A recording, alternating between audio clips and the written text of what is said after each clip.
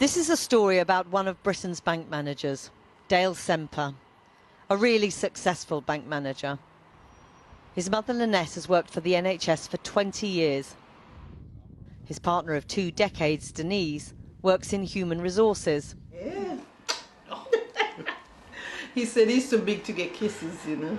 And this is the story of how their happy, successful lives have been almost destroyed.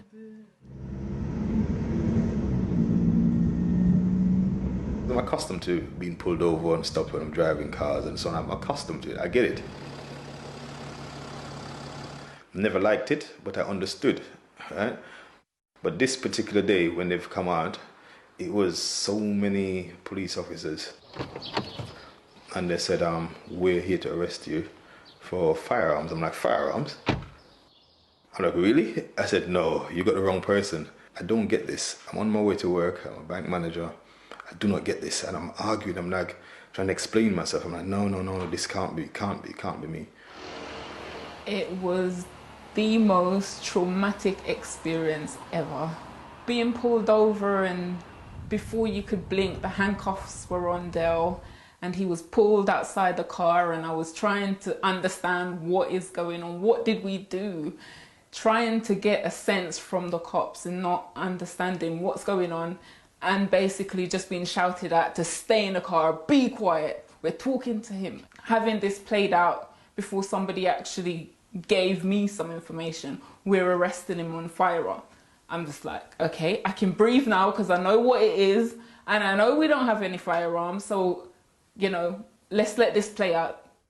Police told Dale he was being arrested for possession of a firearm, and they had a warrant to search his home. So at that time, I'm thinking, you have about 15, 20 people here. What is it that, what could I have actually done to have made something like this happen? Why are they here? Around the same time, police were breaking into his mother's flat while she worked at the local hospital. I worked for the NHS 20 years coming July.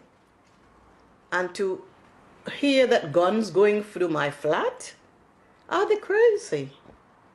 And when I came home, I saw my door busted, so there's a padlock on my door. A lot of things were scattered on my house. All of my drawer with my panties, my bras, everything was pulled out, thrown on the floor. I wouldn't even wish that on my worst enemy. Back at Dale's, the police's line of questioning, which he says he was later to learn underpinned the allegations against him, was how could he afford the things in his house? A nice car. One of the comments the police officer even said when they came in, how did you get to have all these things? I'm like, have all of what?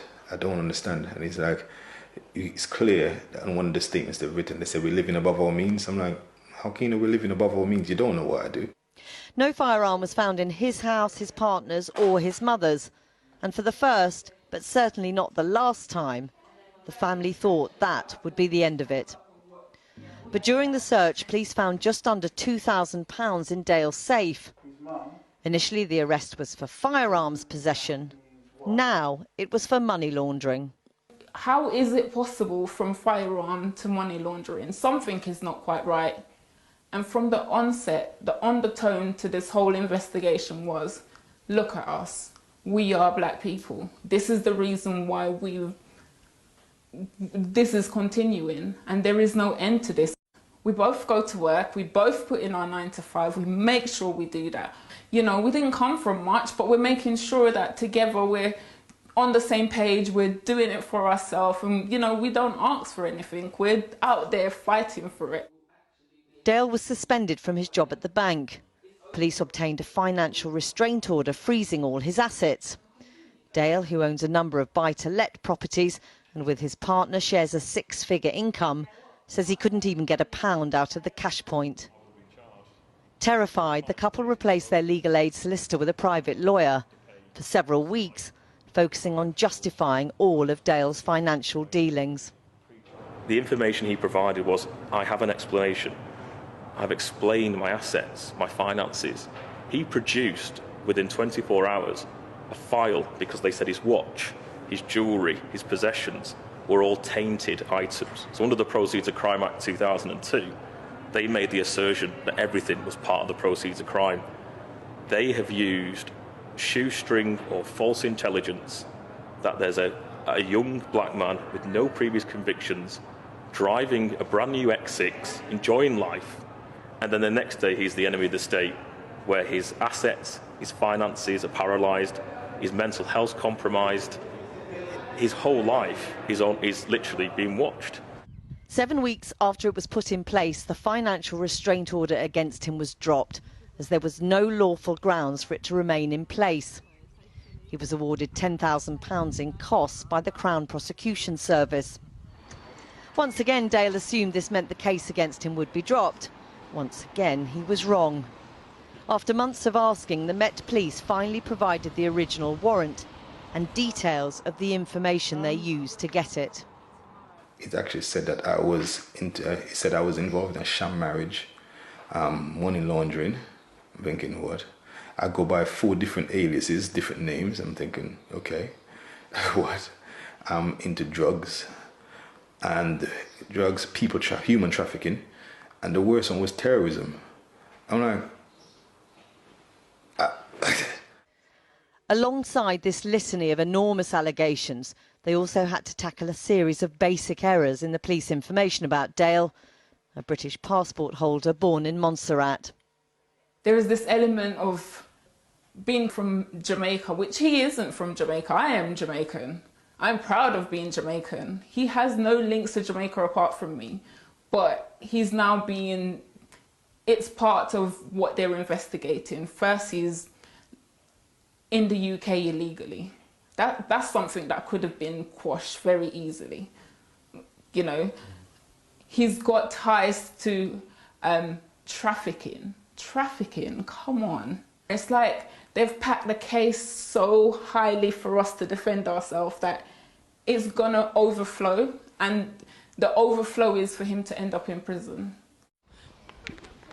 Still suspended from work, for months and months he was left in limbo. One time he called me, he was going to the gym and he called me, he said, "Mommy, I'm at the park," and I was going to work. And he called me and he was crying and he said, "Mommy, I'm going crazy. Why are they doing this to me?" You could imagine hearing that from your child. Oh dear, it's a nightmare I can't wake up from. How dark was it for you? it was really, really bad. It got to the point where sometimes I felt like I didn't even want to be around. And she was like, "Don't hurt yourself. Promise me you won't hurt yourself." Me and my mother, we went through so much, and I never wanted her to have looked back at me and say, "This is what my son has amounted to."